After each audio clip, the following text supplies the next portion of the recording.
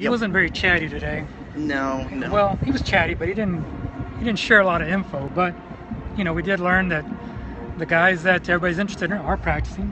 Listenby, Lathan, and you asked him the question: is anybody? This is finally a week where you don't have to worry about a surprise injury or coming out of the game hurt. He said so far. You just didn't really seem that interested on Sharon. And it goes a lot with what you said a second ago. It's a tired team, and that includes the coaches. They're one of the only teams that hasn't taken a bye week yet. Yeah. Actually, this is an interesting question. Did Coach P shed any light on the defensive struggles in the first half against Kansas State? He kind of did. He talked a little bit about the way that they've been practicing. First half, they practice outside in the heat. Second half of practice, they come into the indoor and practice in there in the cool. And he said that's kind of maybe been indicative of the way that they've played, and hopefully that'll change. Yeah, he said once they come inside, they kick it up. You can see the intensity and the speed rise. He said when they start practice outside in the heat, they practice like they've been playing. It just takes them a while to get going. So he said he told them this week, hey, you got to cut that out. You got to go out and start practice like you want to play. So, maybe we'll see that this week. And he said that over the past 2 days, he's kind of liked the turnaround that they've had in keeping that energy throughout the course of practice. So maybe that won't be as evident in the games as the way that they've been practicing. Any chance of using Whitmill or Summers against them? Summers is a guy that has rotated in. Summers is playing. If Whitmill was going to help him, they would have used him by now. But, he's a special teams guy, and frankly, they need special teams bodies. They can't have guys, 8 guys from the defense playing every snap of special teams also. It's going to wear you out. So they've got some special teams guys only, guys like Deshaun Raymond and Paul Whitmill. And I noticed watching Jared Christopher's video replay from the fumble recovery that pretty much sealed the game last time. It was Montrell Wilson and Ty Summers that were on the field for that one. Question about the size of TCU's linebackers. The commenters made a point on that. If you're not someone who's followed the team very much or watched, basically, Patterson kind of made allusion to this. Basically, they're playing a 4-7 right now instead of Patterson's usual 4-2-5 because they have 2 converted safeties playing linebacker right now because of injury and whatnot. In that situation, Traven Howard and Montrell Wilson.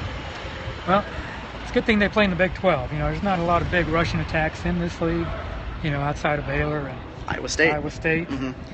And we saw that to a degree from Texas Tech when they kept sending DeAndre Washington, especially in the second half, right up the middle against them and making Wilson and Howard make plays. And these guys are good, but they're safeties. They weigh 208 and 190, Although Patterson did say that, hey, they've used plenty of small guys here at TCU before and been successful with it. Interesting comment. Seems like that when the defense plays better, it has to do with a lot of blitzing. That's something that Patterson said they've been able to actually throw in lately because of having to build some of these younger players up and get into the system. So those blitzing packages are something that are pretty new recently because it's just now they've had the chance to do it. Yeah, and Patterson told us 2 weeks ago at his media luncheon, he always comes with a stat ready that he wants to throw out there.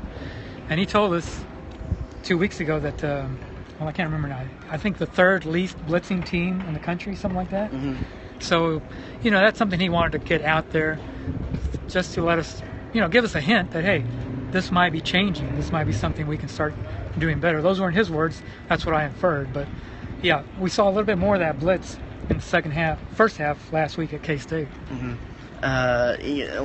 Someone asking a little bit about the depth at linebacker. It is as weak as it seems. I mean, beyond what you have in the 2 starters, Summers, and then possibly Whitmill, which you haven't really seen this year. Pretty much everyone that we have asked about, Alec Dunham, Samaj Thomas, and these younger guys just aren't ready yet. No, if you haven't seen them by now, they're not ready. They'd be playing them if they were ready, believe me, because they need bodies. They're just short on numbers on the defensive end, but what they've got is what they've got. And not necessarily reading too much into this, but it'll be interesting to see what they're able to come out with after the bye week, after Iowa State, because Patterson said that there could be a lot of development in that time period with some of these guys that they just couldn't do because it wasn't a bye week.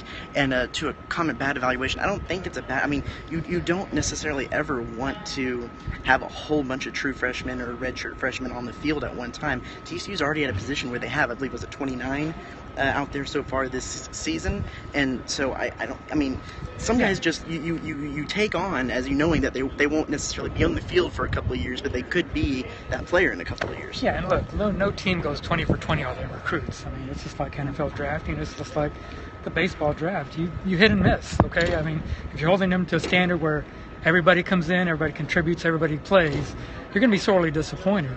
Look over some past recruiting classes and see how many names you've forgotten. So, you know, if they could have used these guys by now, they would have been on the field. But that's not to say that they were busts or they're not going to help you down the line. They may not, but they may.